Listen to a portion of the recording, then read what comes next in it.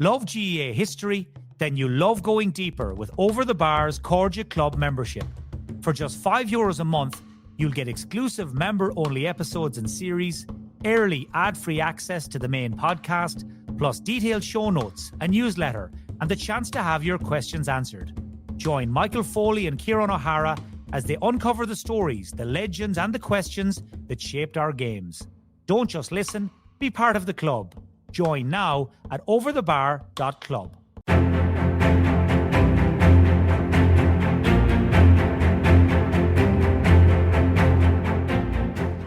Since the dawn of the GAA in 1884, the telling of its stories have been just as important as the sports. Through the years, heroes and matches have been immortalised, inspiring generation after generation. But some of its most important stories have also gotten lost or turned into legend. And in this series, we will explore some of the GAA's most fascinating forgotten tales, separating rumour from reality and myth from the truth that is often more amazing than the fiction. I'm Michael Foley. And I'm Ciaran O'Hara. So join us for Over the Bar, exploring the histories of the GAA.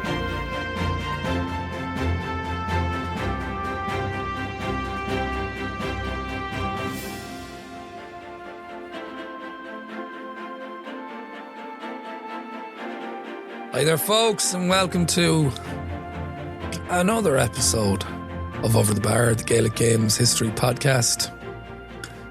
We're feeling a bit... This happens all the time, Michael. When there's a World Cup on, GA programmes, magazines, radio shows, they all kind of reach for, can we find a World Cup angle that's GA related?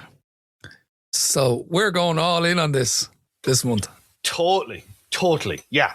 So for the next 5 weeks, starting this week, for the duration of the World Cup, essentially, Ciaran, we are going to have a soccer tinge, a ground football tinge, as Mick O'Dwyer might have said, to our episodes. Not everyone. But we're going to pull out a few threads when we can. Oh, absolutely. Like, I mean, you know, we've got a really great one today. We'll be having a look at Italia 90 and the GA another week. We'll have a look at something that was known as the RDS affair in a couple more weeks' time. Yeah. I'm not going to say any more about that. I'm just going to leave that there for people to go, what's he talking about? We'll be having a look at how soccer, stroke, ground football and Gaelic football kind of mingle together in some places, like Donegal, for example. And Celtic Park in Derry, which of course is, you know, the county GA ground now, but it didn't start out that way. So we have a lot of bits and pieces and lots of other stuff as well for our members episodes. We're looking at a pioneering GA player turned pioneering Dutch football legend. Maestro. Yeah, absolutely. So we've got lots of interesting stuff. But if there's Wicklow people out there, we're going to be drawing a line from Dunlavin to Amsterdam, folks. Yo, yes, at long last. But to start with, we do have a very, very familiar story today, Ciaran. But hopefully we're going to go very granular and deep dive on this story that I think certainly people of a certain age think they all know. Well, my question to you is, who is the first player to play in an All-Ireland football final and an FA Cup final? Oh, what a way to tee it up. What a way to introduce this guy. Because when you say those two mighty, mighty institutions of sport... And I'm now struck with fear that our audience are all going to be sending me messages going, you big buffoon, there was 5 of them before him. You know what? There may well have been, but I don't think so. There was. No, I don't think there was. I think the first, and what a man he was, and the story we're going to tell about Kevin Moran today. Like, Kevin Moran turned 70 this April just gone by, which is... It's a kind of a head spinner for some of us because, you know, certainly as a child of the 80s into the 90s, Kevin Moran was such a part of your football upbringing, your soccer upbringing, rather more so than you would have been aware of this guy had played some little bit of football for Dublin before going to Manchester United and playing, as you say, in the 83 FA Cup final and the 85 FA Cup final. But you would have seen him as a soccer player with one of the generals in Jack's army. We're talking about a guy who played into his 40s, by the way. He was still playing with Blackburn Rovers in his 40s. He played in Spain with Sporting Gijón. Well, like, when you look back at his story and look at people talking about the young Kevin Moran, you could absolutely see a future like that for him if he could stay healthy, because he was the kind of guy who loved playing soccer on a Saturday, playing his bit of GA on a Sunday. He might even get involved with a kick around in the park on the way home from either of those sports in the evening time if he saw one happening. He was just so immersed in sport. He was such as a physical specimen. He was without compare, really. So that obviously gave him a huge advantage, and just a magnificent footballer. And obviously, probably, I don't know about you, Ciaran. I mean, if I thought about him as a soccer player, I would say he was a warrior. There's no question. He was the quintessential, like the cliche about Kevin Moran was that he would stick his head where others wouldn't put their boots. Yeah. Whereas if you look at him with the Dubs, and like this is the amazing. There's a lot of amazing things about this story, but one of them is how short his career with Dublin is. It really He's a meteor. Just like a meteor, like a comet across the sky. The brightest comet you can possibly imagine, and with a tail that just lasts. Like anybody who saw Kevin Moran 1976, 77, and into 78 when he did still play for the Dubs, playing centre back, would have him on an all-time Dublin team. That was his impact, just like that. And I mean, he literally came almost out of nowhere, disappeared from them almost as quickly, but like his legacy and the impact for him on Dublin, but also Dublin on him, is absolutely indelible. He's an incredible sportsman. Sometimes you get blasé about these things. You go, yeah, Kevin Moran, of course, played for Dublin, played for Manchester United, played for Ireland, won FA Cup medals, and you kind of just pot it all like that. But when you actually sit down and think about what this guy did in this era, it's incredible. It puts him right up there with our greatest sports people. He came to mind for me recently when we lost the great Frank McGuigan, because I saw a clip online of him, I think on the GA social,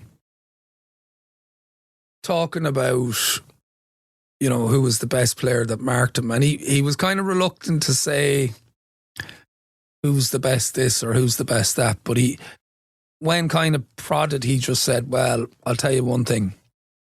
Kevin Moran was an unbelievable player, so that's the impact he had in such a short space of time that one of the all-time greats like Frank McGuigan is talking about Moran on such a compressed Gaelic football career as one of the greats. We are talking about somebody, as I say, who came like a flash of lightning, like a meteor, like a comet, and his talent and his impact was such that his legacy has lasted ever since. But like the speed at which all of this stuff happens. I mean, when I think about Kevin Moran coming into a Dublin setup in the spring of 1976, and within the space of a month, nailing himself down in one of the pivotal positions in the team that they had a real problem with, at winning an All-Ireland, winning a league title, winning an All-Star, all the first 6 months of his career. I mean, I cannot think of anybody who's had a similar impact in such a fast space of time. I mean, I was thinking about, you could argue maybe Kieran Donaghy with Kerry in 2006. But Kieran I can think of someone. I know. Let me rule Kieran out, God bless him, before we go any further. Like, Kieran had at least a year and a half, maybe, with Kerry before that. Like, Moran comes in out of... he hasn't played minor or under 21 for Dublin. He's coming out of nowhere. Yeah, not at all. Like, he was called for minor trials in 1974, but he just declined to go because I'm going on holidays for the summer, so I won't be around to play anyway. And the 21s hadn't even looked at him. He played senior football for Dublin before he played under 21 football for Dublin. So, I mean, when we get into it, it's the speed and the suddenness of his arrival. It's breathtaking. But who's your suggestion? I was going to say, boom, boom, boom.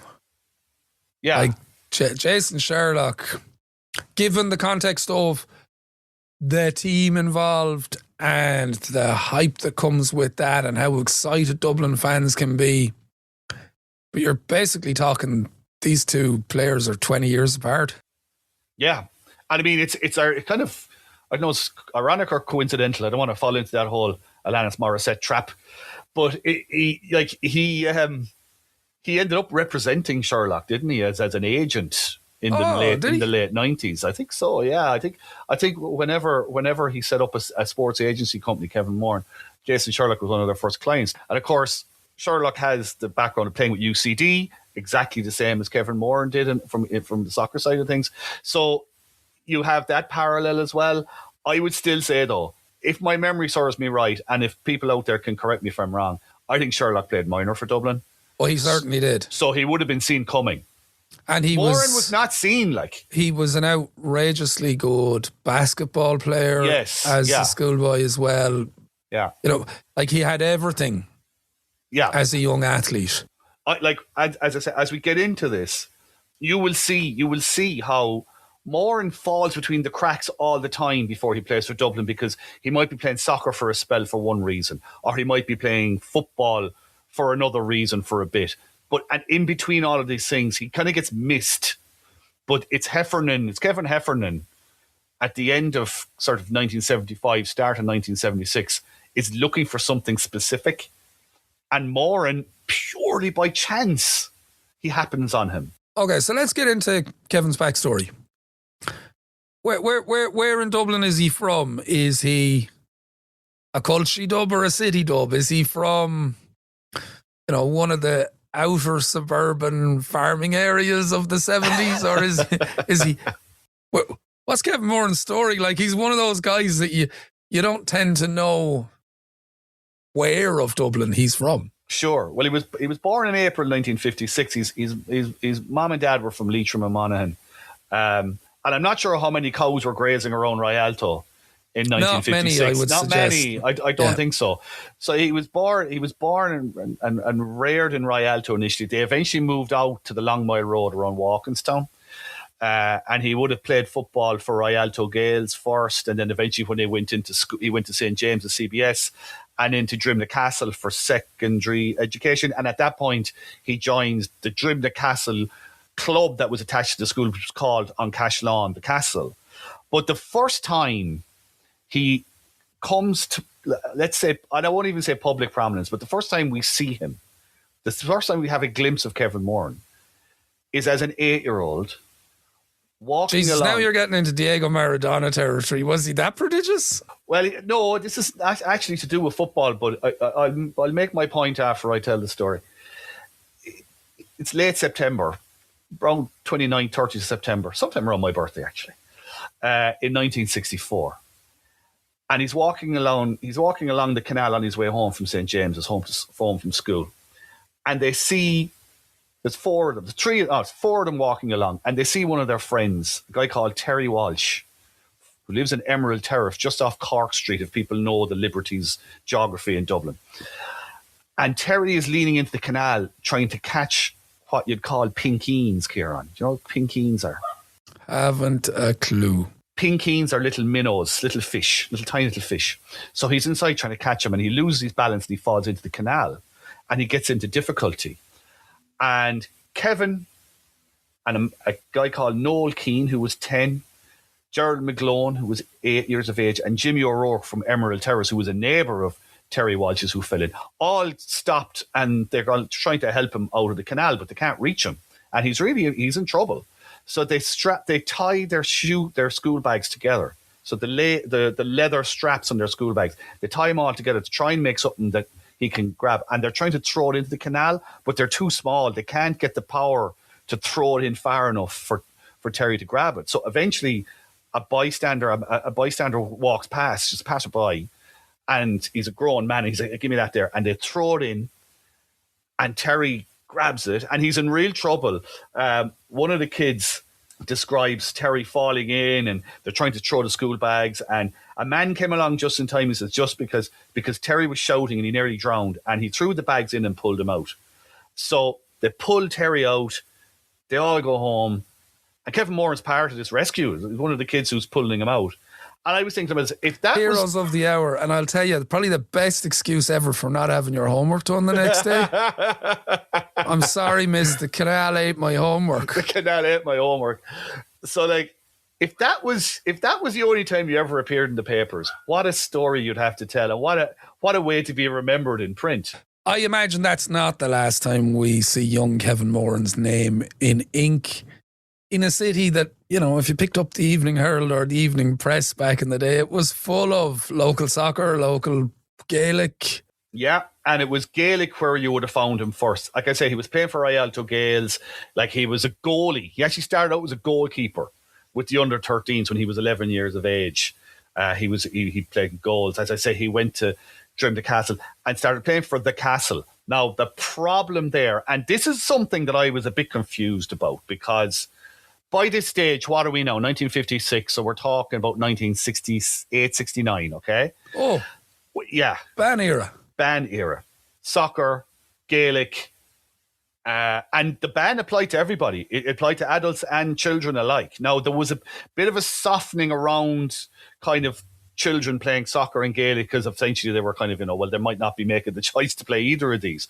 Yeah, there may be a Christian brother telling them you're playing both. Who knows? But in Kevin Moran's case, there was actually a procedural issue. So he started playing for the Castle, but he started playing before he was registered, before the transfer from Rialto Gaels to the Castle had gone through. So he was actually suspended. He had not played any soccer. But because he was suspended because of this procedural issue, he had nothing to do. So he went up to Bushy Park in Terenure and started playing for a team called Rangers. Now, Rangers were really, really, really strong. They actually hadn't been beaten. Between the age groups of under 13 and 15, those teams had not lost a home game for years. So he's playing for Rangers. One of his teammates is Pat Byrne. Another Ireland international? Yeah, absolutely. Shamrock Rovers was actually went to Derby for a trial. Actually, Kevin Moran went with Pat Byrne for a trial to Derby when they were around 17 or 18. Nothing came of it. And they both ended up playing for Bohemians, but we'll get on to that in a second. So Pat Byrne was there. They were friends. The two lads were friends. And between them, they convinced another lad to come up and play for Rangers, a guy called Jerry Ryan.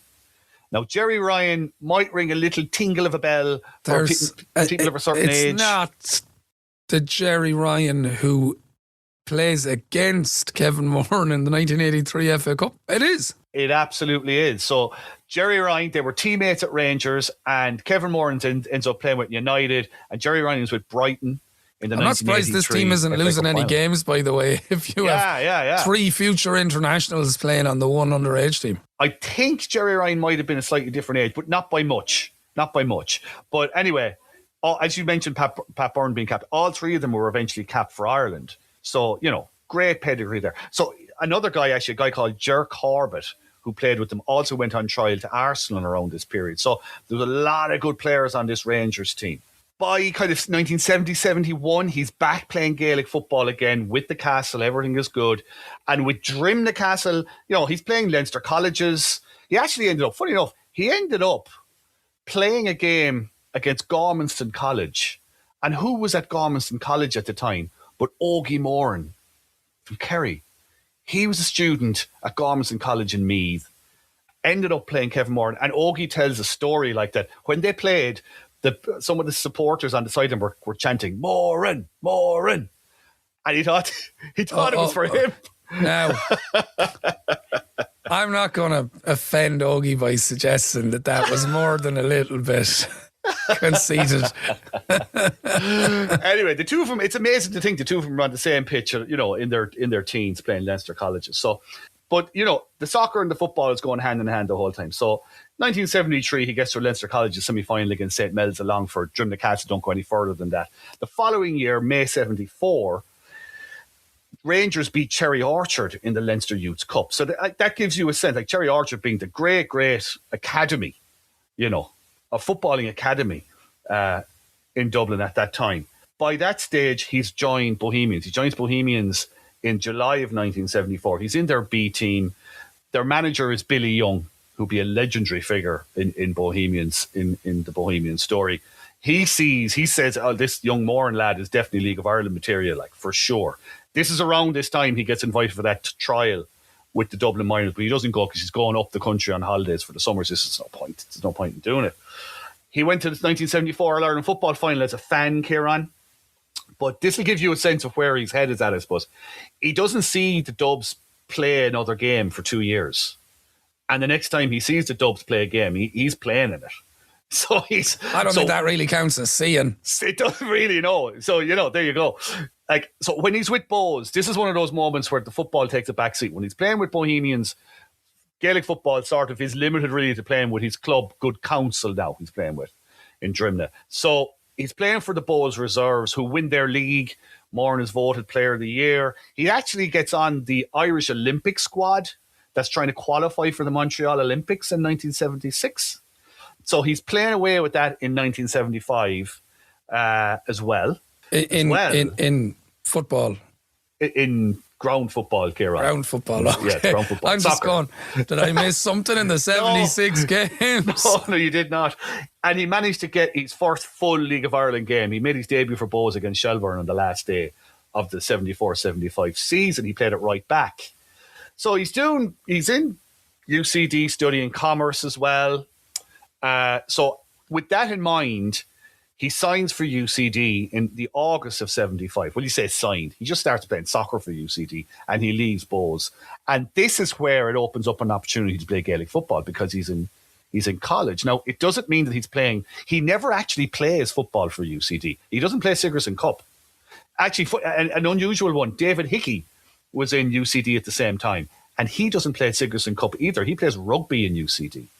So the two lads are there hiding in plain sight for UCD, and neither of them actually play Gaelic football there. The way it works now is that it's that idyllic sort of scenario for Moran, I suppose. He's playing for Good Counsel on the Sunday, playing his football on the Sunday, and he gets to play soccer with UCD on the Saturdays. And yeah, and they're both kind of winter seasons at the time. They're winter seasons, and there's no one's putting any pressure on him. Just go play. And he's so fit and strong, like that. Everybody's just, they're just very happy for him to do whatever he wants. Love GAA history? Then you love going deeper with Over the Bar's Cordia Club membership. For just €5 a month, you'll get exclusive member-only episodes and series, early ad-free access to the main podcast, plus detailed show notes, a newsletter, and the chance to have your questions answered. Join Michael Foley and Ciaran O'Hara as they uncover the stories, the legends, and the questions that shaped our games. Don't just listen, be part of the club. Join now at overthebar.club. An interesting one. He gets on the Irish Universities team at the start of January 1976. So this is where his head is at. I mean, we're only we're a matter of weeks away from when he'd play for Dublin for the first time. But in the early 1976, he's on the Irish Universities team, playing left back. And funny enough, a future Dublin teammate, Tommy Drum, is playing at centre half on the Irish University soccer team, right alongside him, which is amazing. I mean, all these little kind of crossovers here and there. So was Hefo watching the Irish University soccer team that year? Would not put it past him. What he was definitely watching was the club match reports in the newspapers that you just mentioned. Because by the end of 1975, if you think about where Dublin were at, they had won the 1974 All-Ireland out of nowhere. Then Kerry had come back, I won't say out of nowhere, but they had won an All-Ireland against the Head in with 1975. A very young team that looked like they were around, yeah. Yeah, exactly. Not yet the all-seeing, all-dancing greatest team of all time, but they looked like they had potential. So Heffernan is looking, and the one area of major weakness he sees is his half-back line. And he wants change. And he's looking for a new centre-back, wing-backs, the whole shebang. And they're just looking around for people. And every time they read a report involving Good Counsel, Kevin Moran's name just keeps popping up. They are not aware of him because he has not played minor. He has not featured at under 21 level. He is known around the city as a dual player, very good soccer player, good footballer, but he's not mapping. Can I ask as well, because he's obviously now, this is his third Gaelic club. Yes. Has he moved in this case because they're playing at a higher grade, for instance? Were Good Counsel playing at a higher grade than Uncushlon? I'm not sure, but I mean, because that may explain if they haven't seen him before. It may that he may have been playing at a lower grade. I'm not sure. The short answer is I'm not sure. I mean, the Castle on Cushlan could even have been a juvenile team. It may have been a feeder into Good Counsel of Drimna, because they're both they're in the same area of Dublin. They're practically across the road from each other. If you think of the geography where Good Counsel Drimna GA grounds are now, just up on the canal, and you've got Drimna Castle School is just up the road. Like, they're very close to each other. So I doubt if it caused any friction. I don't think it was a case of trying to elevate himself. All the time with Kevin Moran, you just get the sense he just loves playing ball.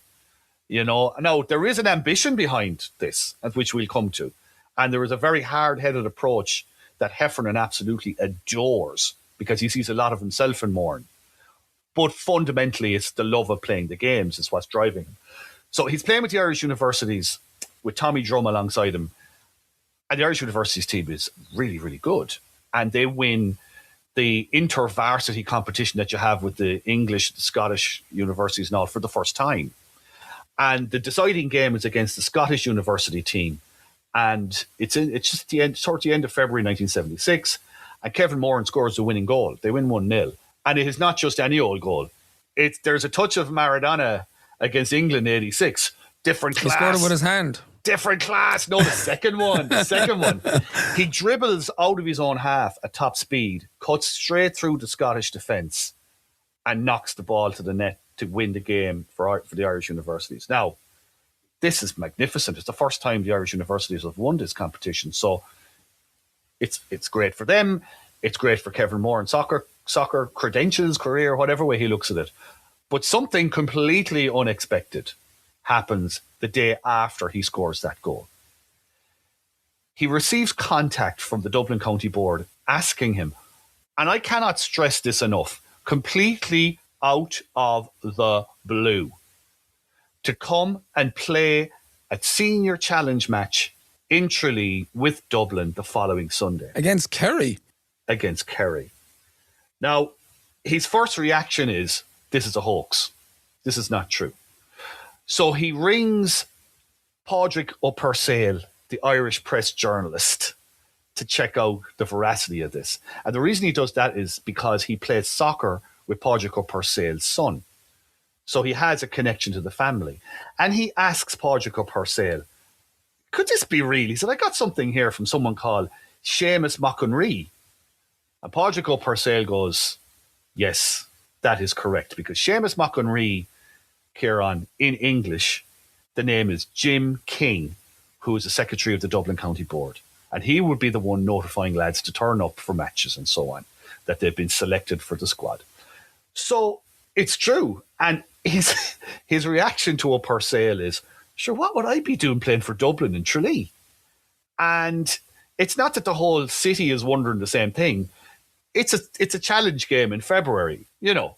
So he rocks up to the train station the following weekend, finds some guys he kind of recognises from seeing them playing with Dublin back in the 74 All-Ireland, heads down to Tralee.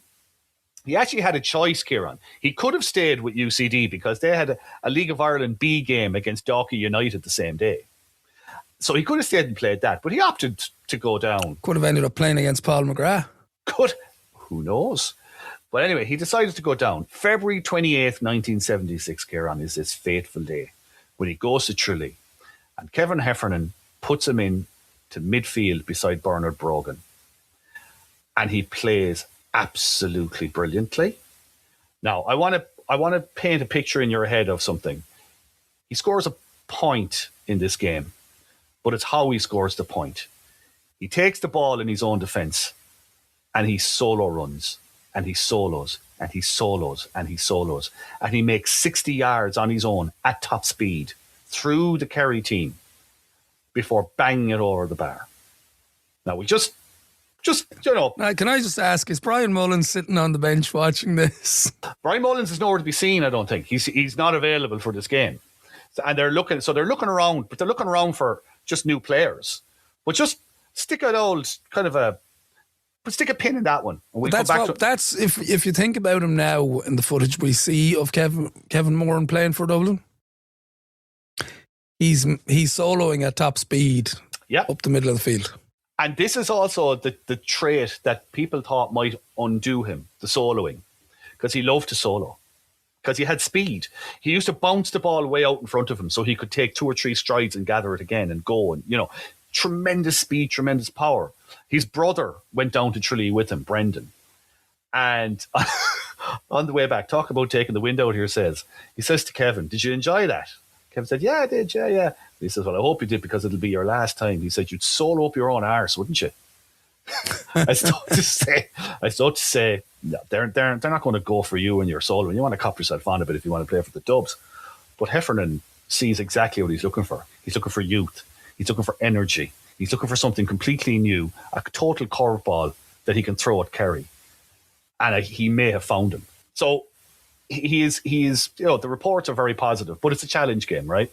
The following weekend, Dublin I'm still stunned that they're playing their greatest rivals in challenge games. Oh, but I mean, we could have a whole podcast on that. I mean, we could do a whole podcast on the challenge games between Dublin and Kerry in this period. That was a whole other world.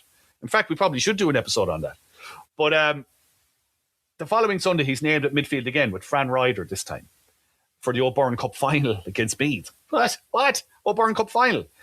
And they trust him this much, Ciaran. There's a penalty given to Dublin during the game, and he takes it. Now he misses it. It's saved. And he misses the rebound as well. The goalkeeper, I think it's Ronan Giles, was the goalkeeper for Meath. Saves a double penalty from Kevin Moran. He could dine out on that, I tell you, for years afterwards. But it goes very well again. But now we're week, what are we now? How long has he been with the Dubs? A fortnight? 2 weeks. Yeah. Week 3. National Football League semi-final against Galway. And people are going, will this Moran lad get picked for this? You mentioned Brian Mullins there a second ago.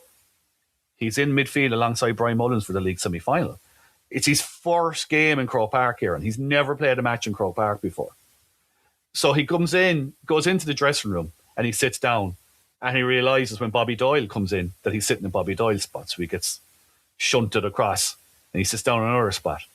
And Paddy Riley comes in, who had been actually on that Dublin half backline that's about to be unseated. And he unseats Kevin Moran out of his spot. And he's standing in the middle of the room going, where the hell do I go? And Brian Mullins comes over and physically grabs him by the nape of the neck and says, come over here, sit down here. He said, I'll mind you. And Moran, years afterwards, in his reminiscences of his time with Dublin, said that was actually one of the most special moments. It was when Mullins took a hold of him and said, come over here, sit down. You're part of this now. Let's do it. I mean, I'll mind you. He plays brilliantly. He kicks the point that secures the win for them. He's finally called up by the Dublin under-21s after this. He plays centre-back for them. So we get a little, so Heffernan sees something there now. Centre-back. The league final against Derry. He wins a league medal. May 3rd, 1976. He's only there a couple of months. He's got a league medal. Right? First championship game comes fast on the heels. You got to think about this. This is all happening really quickly. He's named at centre forward against Longford, Ciaran. And he's actually marked by one of his old teachers from Drimna Castle, Jimmy Hannafy. And he's already played very well at midfield. He now scores 3 points from centre forward in his very first championship game against Longford. He's named the Irish Press Sports Star of the Week that week. The next one up, Leinster semi-final, he's named at centre back. So he's not in the team, what are we talking, a couple of months, and he's now played centre-back, midfield and centre-forward for the Dubs. And nobody is batting an eyelid. Everyone's saying this guy is unbelievable. But it's the first time he hits a bit of a pothole, is playing centre-back that day against Laois. He finds the going at centre-back a bit tough. And in the aftermath, Dublin win the game. In the aftermath, it's on, well, maybe he's not suitable for 6. Maybe they still have a problem there, but they must find a place for this Moran lad. But Heffo sees enough. Like he sees something of himself in Moran. He sees the intensity of training. He sees the seriousness. The Heffernan era is famous for the meetings in the room in the shed, in the shed. And Moran takes this like a duck to water. Like you imagine, like Kevin Moran is a 20-year-old student with a sort of a tousled head of hair on him And he's rocking up in student gear on a Honda 90 motorbike. So there's that side of him. But when he's in that room, when he's in that shed in these meetings, it's like he transforms. He loves the meetings. And Heffernan very quickly sees that this guy is a kindred spirit. And in time to come, he will become one of Heffernan's favourite guys. The same way that Mick O'Dwyer adored Pat Spillane, more so maybe than anybody else. Kevin Moran is there with Tony Hanahan and one or two others in Heffernan's eyes. He's one of the special ones, you know. But so he keeps him at centre back for the Leinster final against Meath. And again, Moran struggles for the first 10 minutes. But then he starts to find his feet. He sets up a crucial second goal for Dublin that wins the game.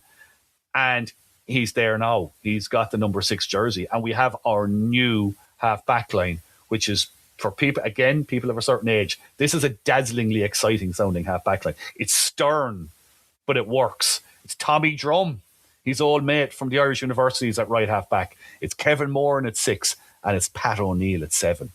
Tough. Yeah, that's pretty tough going. He gets a bang actually against Meath. It's you talked there about the warrior side of him earlier on. Like, he gets a bang against Meath, hurts his shoulder.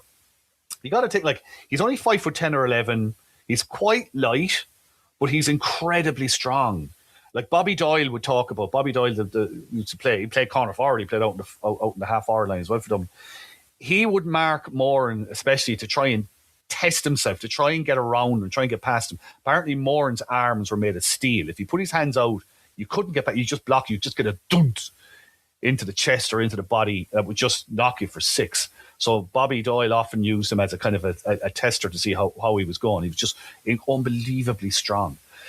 Comes back for the All-Ireland semi-final with his leg strapped, some kind of an injury. He plays fantastically well. So now we have, all it's just happening. It's all happening in front of him. Like he's a bit dazed, I think, at this point. He doesn't have the sort of I suppose, the heritage and history of Kerry and football all around him at home and all that.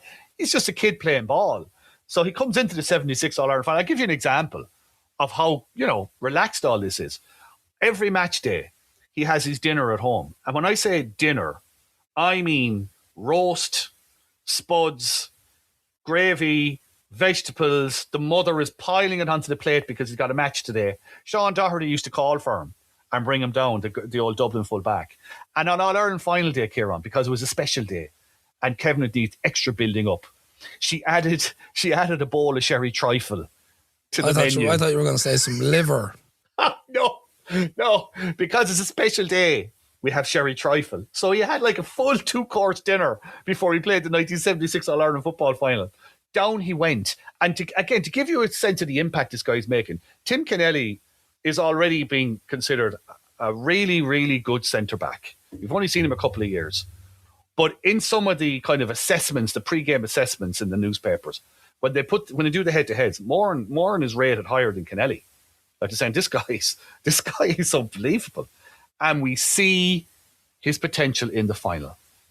It's like and that's the one where we see the footage, that I talk about. Like when people see footage of Kevin Moran in full flight for Dublin, it's from that 76 final. And it happens inside the first 20 seconds of the game. He gets the ball. He takes it off Brian Mullins. He does a 1-2 with Bernard Brogan. He just arrows straight down the middle of the field at full speed, soloing. And unlike that day in Tralee, Ciaran, where he pulled more or less the exact same move, he blazes this shot wide. It's probably the most famous wide in the history of All-Ireland finals. It's not the wide we ever get to see. It's the bit before. It's the most famous solo, I think, in the history of All-Ireland finals, and the most famous wide, but no one knows it went wide because it's just like that thing flew over the bar. It could have gone into the net just as easily. It was exhilarating. But what it does is it gets Moran into the game and it gets the Dubs rolling. And he is outstanding in this game. And Dublin win back their All-Ireland title, and it's just a sheer outpouring of emotion. Like Heffernan finds him on the field and he grabs Moran and he goes, I've waited 21 years for this. Reaching back to the 1955 All-Ireland final. To beat Kerry, yeah. Yeah, to beat Kerry, that Heffernan lost as a player, that the town versus country final, that so left a scar on Heffernan. And Moran is kind of looking at him going, I don't really get what you mean, but I love the energy. I like the group. We're having a good time. This is great. This has happened really quick. But it's starting to dawn on him though, because someone else on the field says to him that he had achieved in 6 months what others would spend a lifetime chasing. He says to Brian Mullins after the game, like, what's left? Like, what is actually left now? And he never thought of it that. He never thought of it that way, that he had achieved in 6 months what people did in a lifetime. He wins an All-Star that winter. So I mean, he has actually won. What is he? 20? He's 20, and he's won a National League medal, Leinster medal, All Ireland medal, and an All-Star. Did they have a young footballer of the year at the time? Because I'm pretty sure if they did now, they didn't. But he would have walked it. I mean, he would have walked it. He was also voted UCD's Footballer of the Year, Soccer Player of the Year. So again, simple. He pivots back to soccer in the winter, plays Gaelic with good counsel. He's got a hamstring injury that he has to mind now. Shock horror, wear and tear. And he actually joins another soccer club in December of 76. And this is the soccer club that I suppose... This is the one that confuses everybody, because if you were collecting Panini sticker albums in the 80s, his former club is listed as Pegasus. And you're like, who the are they? What's a Pegasus? Well, Pegasus were essentially the UCD graduates club. So if you went through UCD, you could play soccer for Pegasus, which he did. They were in the Leinster Senior League. Now, in the spring of 1977, they had qualified for the FAI Cup, the Senior Cup now. And they were drawn against Home Farm. Home Farm had won the FAI Cup in 1975, so they weren't expected to do anything. But they win. They beat Home Farm. And they go on to the next round of the Cup, and they're drawn against Dundalk, who were powerhouses in that era. Now, Kevin Moran has a choice. He can either play for Leinster in a Railway Cup semi-final, or he can play for Pegasus against Dundalk. Oh, dilemma. Well, people assume he's going to go and play a Railway Cup because he's got a better chance of winning something. There's 10 other Dubs on the team. Larkin Redmond, who was one of Heffernan's lieutenants on the management with Dublin, is in charge of Leinster. So it's kind of like, he'll surely go and play in Leinster. But he doesn't. I don't know. This is a guy who gave up the League of Ireland to play with his mates in the Leinster League. I'd say he might go with the mates. He's a very singular-minded guy, as we're learning. And he decides that he can actually offer more to Pegasus in this situation than Leinster. So he goes and plays with Pegasus. Everybody's expecting Pegasus to just get hammered in this game, but he still goes and plays. And it turns out that they only lose by a goal in the very last minute. 2-1, Dundalk beat them. Last second goal. And it just gives me an excuse to mention one of the best names I've ever seen for a soccer player. Kevin Moran is given a very specific man-marking job that day against Dundalk to take out a guy called Jimmy Dainty. If it's Dainty by name and nature, Jimmy could be Ainty by the time Kevin Moran is finished. It's not a good situation for Jimmy Dainty coming up against a young brash, well, not brash, but a young striding Kevin Moran.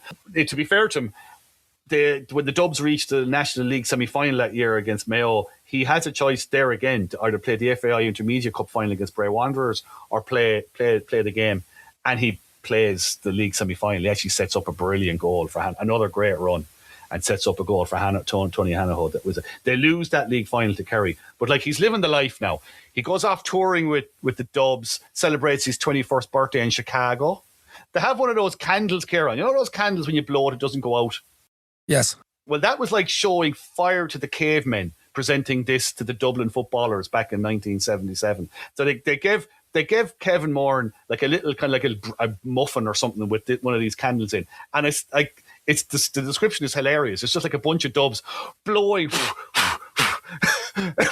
getting asthma attacks, trying to blow out the candle that will not blow out. But he comes back. They drive on through 1977, win Leinster. The great All-Ireland semi-final of 77 against Kerry. Kerry still can't get a handle on Kevin Moran. The Dublin win. Moran is really, really good. He marks Jimmy Smith in the All-Ireland final against Armagh, wins another All-Ireland medal, misses out on an All-Star. But he says something the day after that All-Ireland final, Ciaran, that I think this is where we begin the second part of this story. He says, he's asked about the winning your second All-Ireland, and he says, it will bring tears to your eyes to think about this panel breaking up. Mm-hmm. I think, in fact, I'm pretty sure he knows. He knows already, because there has been contact from Manchester United during the year. And the choice between the Dubs and Manchester United is causing him trauma. It is really, really causing him to suffer. And it's over the course of the next couple of months that the decision kind of has to be made. What am I going to do? And the impact on Moran is so visible. That autumn, he goes off. He's become good friends with Bobby Doyle. They go off to Ballybunion sometime in the autumn, just on their holidays, basically. And they're out having a pile of pints one night, and suddenly Moran gets really, really emotional. And Bobby's like, "Come on, let's get out. We just get out of here for a minute. What's going on?" And they're sitting outside on the curb in the street, and Moran says, "Bob, Manchester United want me." And Bobby Doyle is kind of figure out, is he just, how much has he had to drink? Like, you know? And he said, no, they've been on, they were on earlier in the year. They actually were on after that Pegasus Home Farm FAI Cup game. And they wanted him to come over for a trial. Billy Behan, the famous Manchester United scout, yeah, was the go-between. And at that point, Moran said, "No, I don't think so. I don't think that's, no, no." It was kind of all left up in the air. But now they were looking for a kind of a definite answer. And Bobby Doyle, once he realises this is for real, he goes, "Listen, you've got to give, for what's the harm? It's a trial. Go over and give it a go." And when he shares the news with some other players and with Kevin Heffernan eventually, the idea is all the same. And keep in mind, by the way, this is now 1977. Tony Hanaho is the player manager of Dublin. So Heffernan is kind of around on the fringes. But they all say, "Listen, just give it a go. Like, it's an opportunity. See how you go." So it's early January 1978 when he goes across to Manchester. He plays one trial game against Edinburgh University. And it's in the car on the way out of Manchester that Dave Sexton, the Manchester United manager who's with him, says, "Here's a contract. We want you to come play for Manchester United." And this is the last thing that Kevin Moran was expecting. No more than the day he was called to Tralee. He's like, "You're joking me." That's his first reaction to Dave Sexton. "You're joking me." It's like, completely out of the blue. This is not something he ever imagined himself having to do, to pick between the Dubs, which is, he's having the time of his life. He's making friends for life. And this entire new kind of adventure, if you like, or this gamble. So he goes home and he has a few weeks to think about it. And he makes his decision. And he's going to tell the Dublin players on the Saturday training in late January that he's going to United. Love GAA history? Then you love going deeper with Over the Bar's Cordia Club membership. For just €5 a month, you'll get exclusive member-only episodes and series, early ad-free access to the main podcast, plus detailed show notes, a newsletter, and the chance to have your questions answered. Join Michael Foley and Ciaran O'Hara as they uncover the stories, the legends, and the questions that shaped our games. Don't just listen, be part of the club. Join now at overthebar.club. But the news breaks in the Evening Herald on the Friday. And this devastates Moran because it goes public before he gets the chance to tell the lads. He's gutted. And the detail is very, you'd wonder where the leak came from, because we're told that he's offered £6,000 as a signing on fee, a 3-figure wage and bonuses. It's all there. The reaction is, unsurprising. Gay O'Driscoll, his teammates, shocked and surprised. Mullins's quote is one word: sick. I'm sick. Good Counsel have a great response. So they rang and they know nothing about this. So one of their officials says, "Well, if he's going, we'll have to ask for a transfer fee." So they're hoping for the best. Manchester United are still under the impression that they have to box clever. Les Olive, their secretary, says, "We've never even heard of Kevin Moran." And literally on the same day that he says that, Dave Sexton goes, yeah, he'll be signing on Monday. Incidentally, did Pegasus get a transfer fee?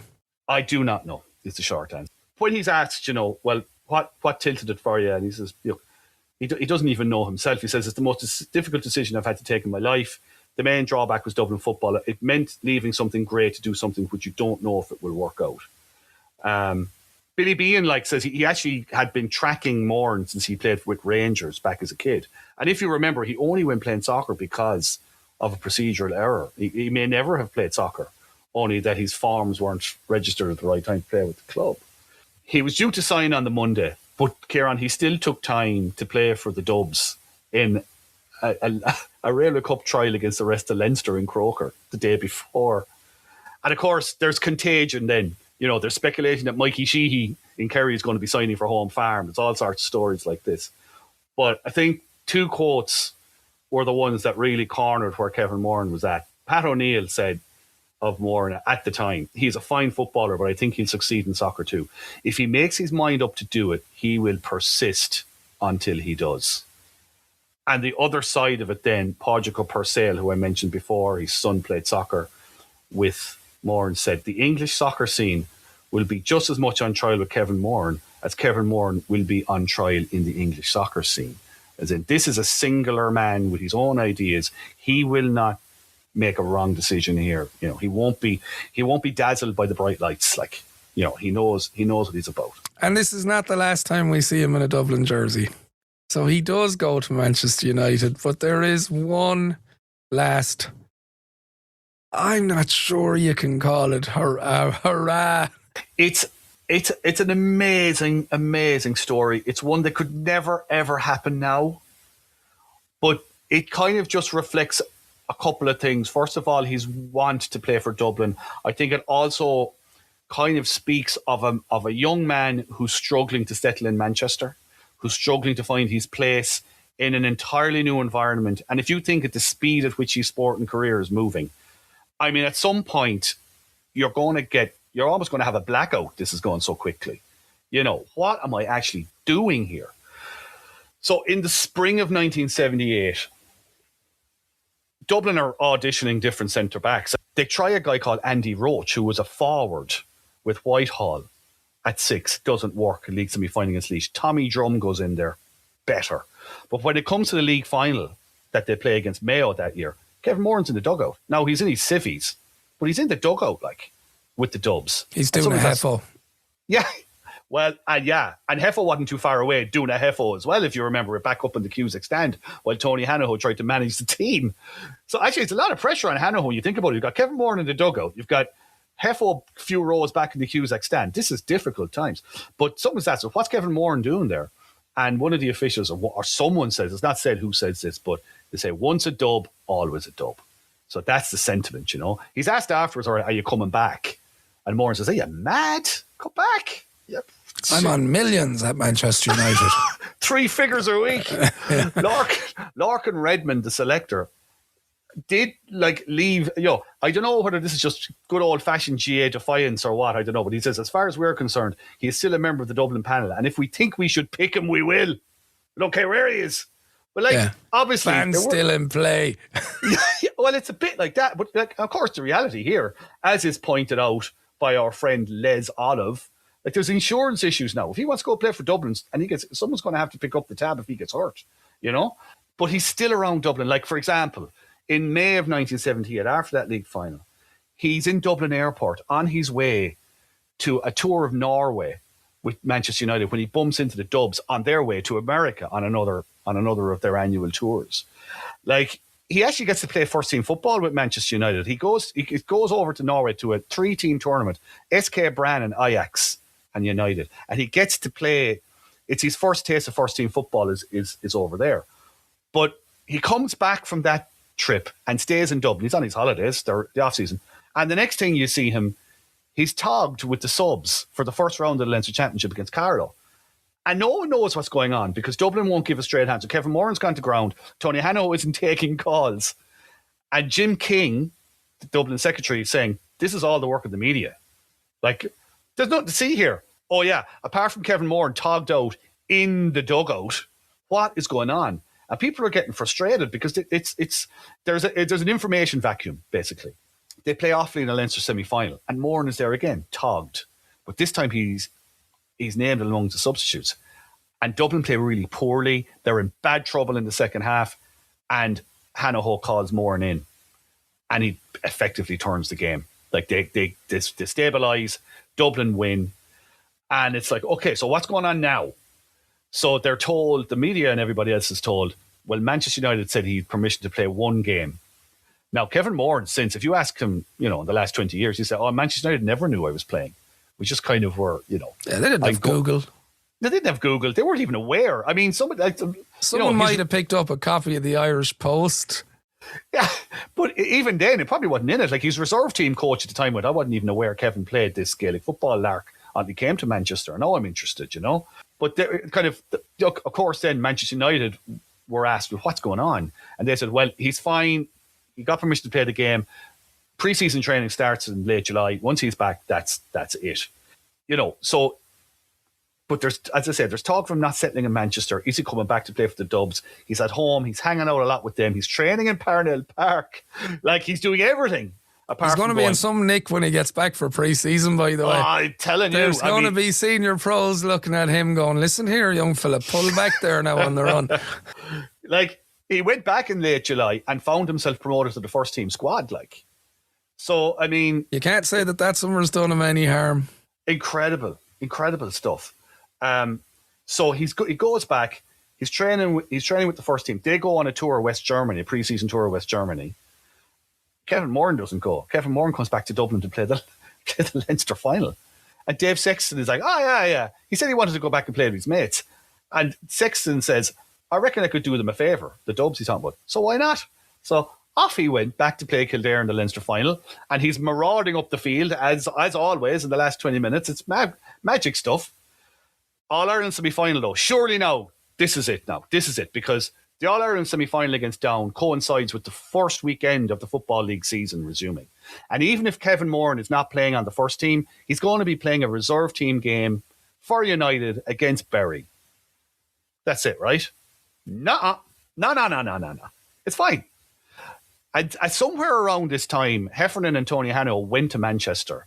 And whatever way they framed this, they kind of said, look, just let him bite a couple of games, So some sort of permission was given, right? Even though, like, as I say, it's all very vague exactly how this all went down.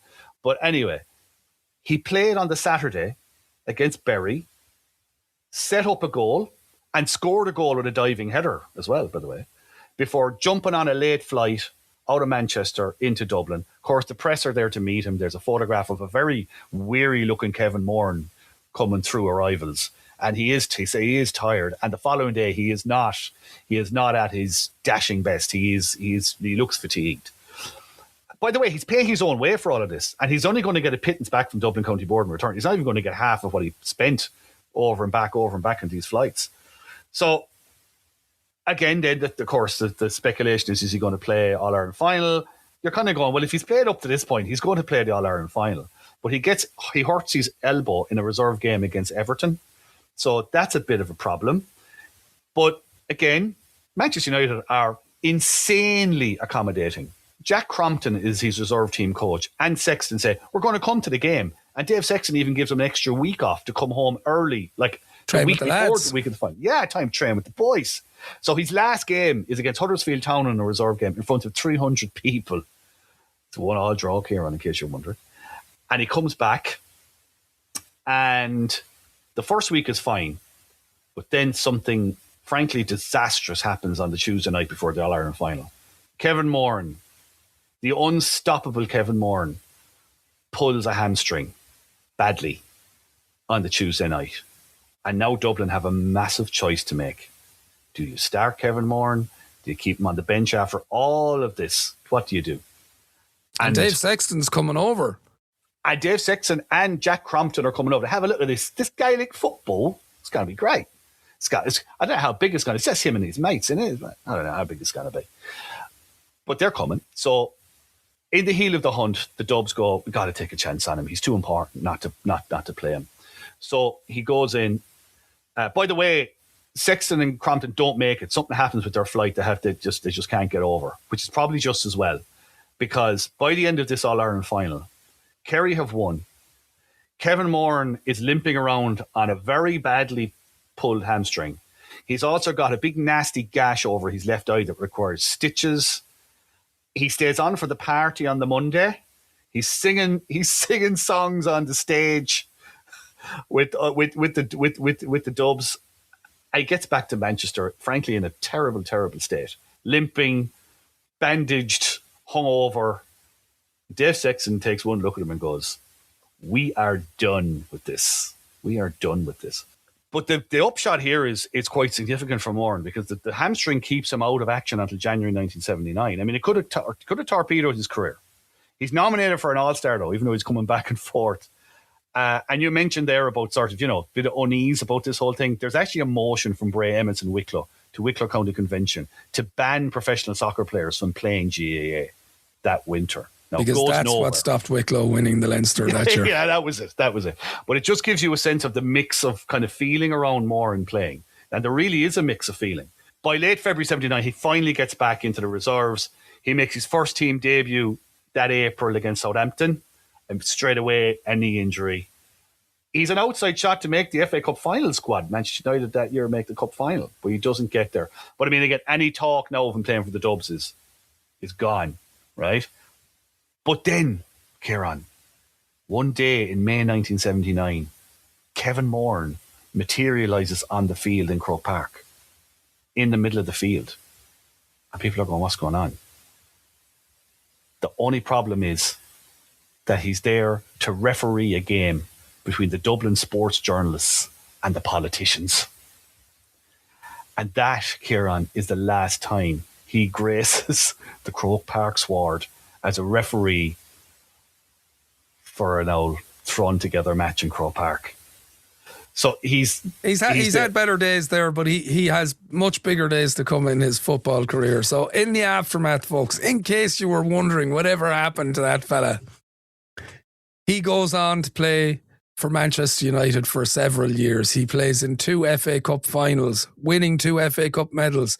Sadly, in the 85 final, he becomes the first player to be sent off in one. He obviously has a stellar career for Ireland. He's a huge success in Spain, returns to play for Blackburn Rovers in what was then the second division, and is part of the story of getting them up to the top tier of English football again, where within the next few years they will win the Premier League. That, Michael, is the story of the man who played in All-Ireland finals and FA Cup finals, and thank you for telling it. And there's just one last thing, because people might wonder, he's had such an amazing career. Where does he land emotionally when he thinks about his career, his football and his soccer career? And he said many years ago that the only 2 games of all those great matches he played with Ireland, with United, with Dublin, the only 2 games he ever watches in full, the 1976 All-Ireland football final and the 1977 All-Ireland semi-final. And he said sometimes it does bring a tear, because I guess it's bringing him back to the most incredible, formative time of an absolutely incredible career. It is indeed that. Now, folks, if you are a Corja member, you can join us tomorrow when we'll be sticking to the tenuous links to the World Cup, and we'll be telling you the story of the GAA in Argentina. So do join us for that one. And of course, later this week we'll have another episode of Bite Size. In the meantime, don't forget to like, rate, subscribe, share, spread the word. We appreciate it. Until the next time, slán. Bye-bye.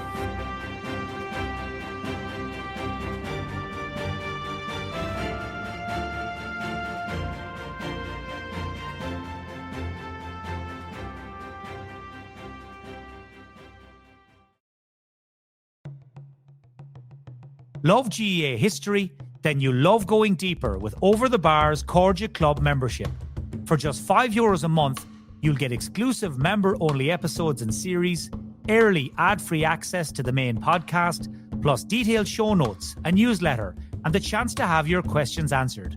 Join Michael Foley and Ciaran O'Hara as they uncover the stories, the legends, and the questions that shaped our games. Don't just listen, be part of the club. Join now at overthebar.club.